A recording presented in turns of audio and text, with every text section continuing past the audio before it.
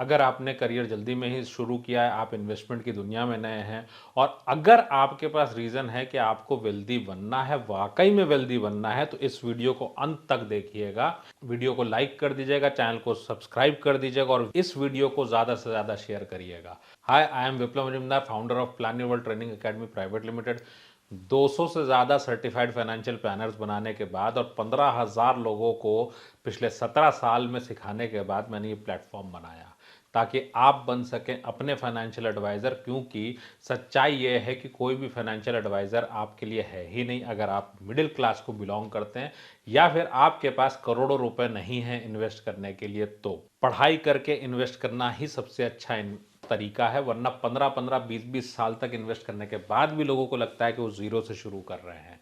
सो आइए इस वीडियो में देखते हैं कि सबसे पहले वेल्दी कौन होते हैं और वेल्दी पीपल क्या होते हैं। मैं आपसे बोलूं कि आप वेल्दी हो, आपके अकाउंट में 10 करोड़ रुपया है।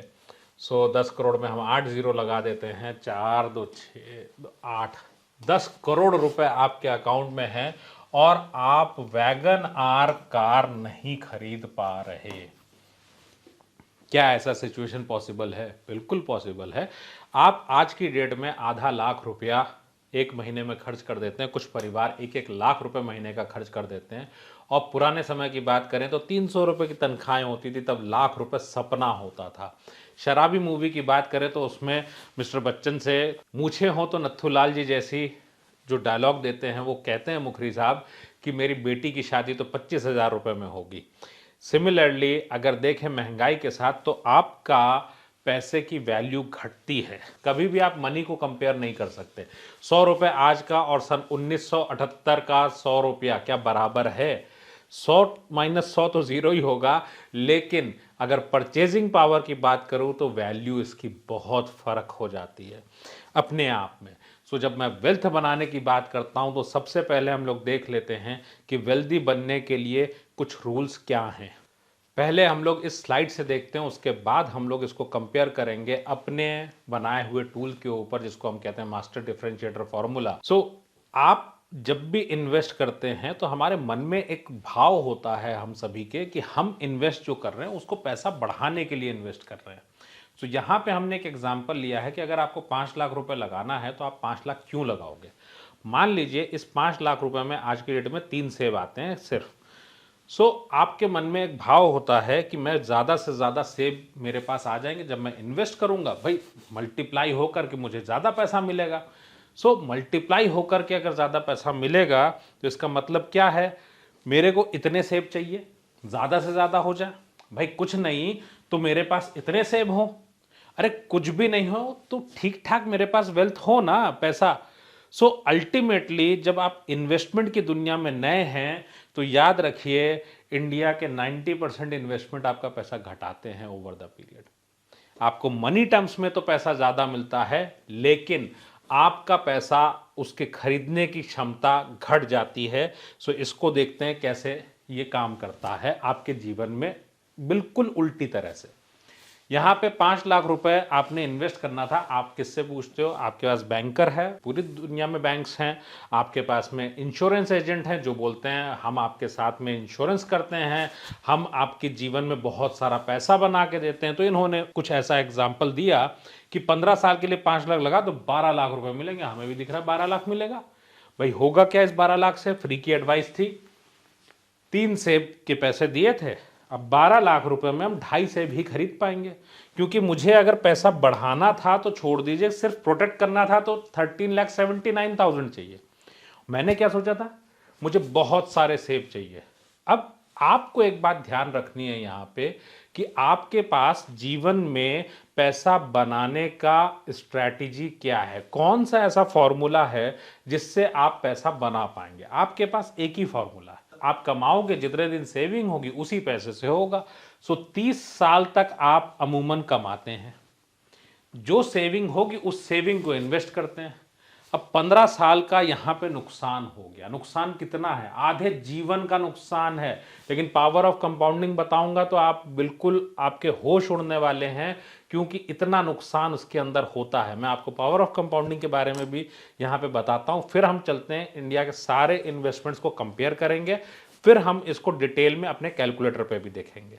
अब देख लेते हैं हम लोग पावर ऑफ कंपाउंडिंग का इम्पैक्ट की जब 30 साल की बात कर रहे हैं तो फर्क क्या पड़ता है, और इसको हम कैलकुलेटर से भी जरूर देखेंगे। So power of compounding long run में काम करता है। सो किसी ने अगर 10,000 रुपए का इन्वेस्टमेंट किया है 30 साल के लिए, तो क्या फर्क पड़ेगा? 30 साल के लिए 15% का रिटर्न है तो इनको मिले 5.6 करोड़। अब देखिए, जब लंबे समय की बात आती है तो लंबे समय में ही आप इन्वेस्टमेंट्स को कर सकते हैं। सो आपके मन में आएगा म्यूचुअल फंड की बात हो रही है, सो म्यूचुअल फंड इससे क्लोजली रिलेटेड है क्योंकि रिटर्न का मैटर और रिस्क का मैटर है। सो इसके बाद हम उसके ऊपर भी चलेंगे कि म्यूचुअल फंड ही क्यों। अब जब बात आती है कि 5.6 करोड़ बन गया, हमने मान लीजिए डिले कर दिया, हमको लगा ठीक है मैं 20 साल बाद कर लूंगा, भाई पैसा यहां पर ट्रिपल कर देंगे। आप जब वीडियो देख रहे हैं तो आपके मन में आ सकता है कि ठीक बात तो है, यहां 30,000 रुपए महीने का इन्वेस्टमेंट कर देंगे, सो 36 लाख रुपए ही जाएगा, लेकिन मैच्योरिटी कितनी आएगी? अब मैच्योरिटी की बात करें तो मैच्योरिटी आएगी 78 लाख।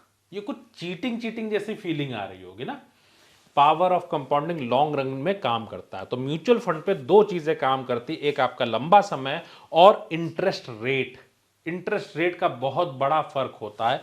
अगली स्लाइड में आपको एहसास हो जाएगा कि कैसे। अगर हम यहां पे एक एग्जांपल लेते हैं कि किसी ने लाख रुपए जमा कराए हैं, चूंकि हम वेल्थ बनाने की बात कर रहे हैं, लाख रुपए साल का जमा कराया है, 20 साल तक इन्होंने जमा किया, 43 लाख की असल में महंगाई के साथ 43 लाख का सामान दे दिया। आप इसको दाल मान लें, आप इसको जमीन मान लें, आप इसको गोल्ड मान लें, दूध मान लें, किसी में भी इन्वेस्ट किया तो ये सामान के तौर पे 43 लाख का सामान हमने इन्वेस्ट रखा है जिसकी वैल्यू 43 लाख। अब जब फिक्स डिपॉजिट लेते हैं तो क्या फर्क पड़ता है? यहां 6.7% लिया है, पैसा बनता है 42,58,000। वेल्थ कहां है? जीरो। वेल्थ तो जीरो बनी क्योंकि वेल्थ तो इसके ऊपर आएगा ना। अब जब इंश्योरेंस प्लान से जाता हूं 32 लाख रुपए बनते हैं। इंश्योरेंस प्लान में कभी इन्वेस्टमेंट संभव नहीं है, इस बात को ध्यान में रखिएगा। इंश्योरेंस रिस्क प्रोटेक्शन के लिए है। आप हवाई जहाज से पैराशूट से कोई कूदता तो पैराशूट चाहिए उस वक्त तक जब तक जमीन पे लैंड नहीं हो जाए। जब तक रिस्क है तब तक इंश्योरेंस की जरूरत है। It's not an investment product. ULIP लेते हैं, इसमें हिडन चार्जेस इतने ज्यादा हैं कि ये और नुकसान देगा, और इसके सामने है म्यूचुअल फंड। आप अगर म्यूचुअल फंड में यही पैसा इन्वेस्ट करते हैं और 12% का रिटर्न आता है तो आपको पैसे मिलते हैं लगभग 80 लाख, जो कि 43 लाख से डबल है लगभग।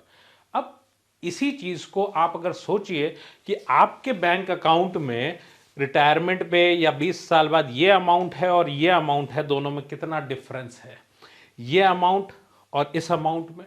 तो वेल्थ अगर बनानी है तो म्यूचुअल फंड से ये पॉसिबल है, और इसमें रिटर्न्स के बेसिस पे क्या फर्क आता है ये भी आपको बताता हूं इस कैलकुलेटर के साथ में।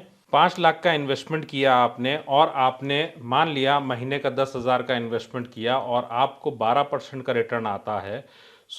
20-30 साल का, अगर 25 साल का इन्वेस्टमेंट है आपका, तो आपके सामने है कि आपने क्या दिया। आपने 35 लाख रुपए जमा कराए जिसकी वैल्यू महंगाई के साथ होनी चाहिए 1,05,00,000, और आपकी वेल्थ बन रही है 2,55,00,000। मतलब रिलेटिव वेल्थ की बात करूं महंगाई एडजस्ट करके भी, तो आपके पास काफ़ी पैसा बन जाता है। अगर इसी परसेंटेज को मैं 15% कर दूं तो आपके सामने है 315%, 4,40,00,000 रुपए। परसेंटेज का इतना फर्क है, 2% से जीवन बदल जाता है। अगर आप इसमें कमीशन बचा लें तो आपको और ज्यादा फायदा होगा, क्योंकि डायरेक्ट प्लान में आपको कमीशन नहीं देना पड़ता। बैंक और एजेंट आपको जो प्रोडक्ट देते हैं that is known as regular plan. Regular plan में आपको ब्रोकरेज देनी पड़ती है, जबकि नाम के अलावा कोई और सर्विस आपको ऐसी नहीं मिलती, उनको कोई जानकारी बहुत ज़्यादा नहीं होती, बट आपको नुकसान बहुत ज़्यादा होता है अगर आप लंबे समय तक ब्रोकरेज देते हैं। तो कितना फ़र्क पड़ता है, इसी 15% का हो जाएगा 14%, और 4,40,00,000 की जगह हो जाएगा आपका 3,66,00,000। क्या ये 80 लाख के आसपास का पैसा फालतू था? आपको ये सोचना पड़ेगा। जब म्यूचुअल फंड की बात करते हैं तो म्यूचुअल फंड में कुछ रिस्क होते हैं, उसको भी हम समझ लेते हैं। So what are the risk? So mutual fund की जब मैं बात करूं तो आपके मन में आ जाता होगा कि एक बहुत बड़ा रिस्क है म्यूचुअल फंड में, इसका क्या करेंगे? सो रिस्क क्या है? सबसे पहली चीज, महंगाई अपने आप में एक बहुत बड़ी रिस्क है और याद रखिए कोई भी बिजनेस है वो महंगाई के जितना तो ग्रो करेगा ही। ये बात को भी ध्यान में रखिए। सिंपल फॉर्मूला है, जब शेयर बाजार में म्यूचुअल फंड पैसा लगाता है, इकोनॉमी में ग्रोथ जो आती है उसको आप ले लीजिए जीडीपी प्लस इन्फ्लेशन, इतना रिटर्न आपको मिल रहा है अगर इकोनॉमी ग्रो कर रही है तो, और यही रिटर्न आपको मिलेगा बाजार से। बस फर्क क्या होगा, ये इस तरह से ना जाके ये कुछ इस तरीके का हो सकता है। मैंने तो इसको कुछ ज़्यादा ही वॉलेटाइल बना दिया। आप कहोगे कि ये रिस्क है, मैं नहीं लेना चाहता। इस रिस्क को कवर करने का तरीका है, इस रिस्क को कवर करने का तरीका सिर्फ एक है, आप ज़्यादा समय के लिए निवेश करें। मैं आपसे पूछूं, आप ज़मीन लेते हो, ज़मीन को जब आपने लिया, आपने आज ज़मीन ली, कल उसका भाव क्या होगा? कल गिर भी सकता है, आप भी जानते हैं इस बात को। 1 साल बाद भी गिर सकता है, लेकिन आपसे मैं कहूं 10 साल बाद, आप कहेंगे नहीं गिरेगा। मैं आपसे सेब के रेट पूछूं 10 साल बाद, नहीं गिरेगा। सिमिलरली जब मैं म्यूचुअल फंड में बात करूं, इकोनॉमी से रिलेटेड है, जब 10 साल की बात करूं, 15 साल की बात करूं, 20 साल की बात करूं, नहीं गिरेगा आपका पैसा, क्योंकि अगर इकोनॉमी ग्रो कर रही है तो आपका पैसा ऊपर ही रहेगा। दूसरा, इमरजेंसी का पैसा कभी ना लगाएं इसके अंदर, आप वो पैसा लगाएं जिसको आप लंबे समय तक रख सकते हैं। तीसरी बात सबसे इंपॉर्टेंट, जब आपको कोई काम है उससे कम से कम 2 साल 3 साल पहले पैसे का विड्रॉल कर लें। आपको 15 साल बाद काम है, आप 12वें साल में पैसा विड्रॉल कर लें, आपके पास में पैसा ज़्यादा रहेगा। और अगर आपको वेल्थ बनानी है तो याद रखिए, म्यूचुअल फंड की स्टेटमेंट या म्यूचुअल फंड की वैल्यू डेली बेसिस पे कभी मत देखिए। जब भी देखेंगे आपको दिल में भाव उत्पन्न होंगे कि अरे बाजार गिर गया, बाजार ऊपर हो गया।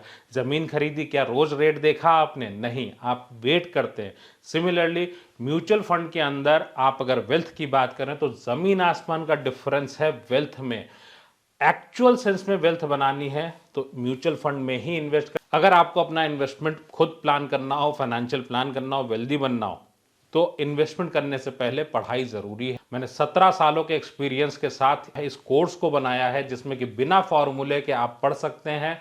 आप बेसिक म्यूचुअल फंड्स भी हमारे साथ पढ़ेंगे, आप ये भी जानेंगे फाइनेंशियल प्लानिंग के क्या क्या सीक्रेट। लिंक्स डिस्क्रिप्शन में है या फिर हमारी वेबसाइट planyourworld.com से भी आप ले सकते हैं। इन्वेस्टमेंट से वेल्थ बनानी है तो mutual fund would be the right investment.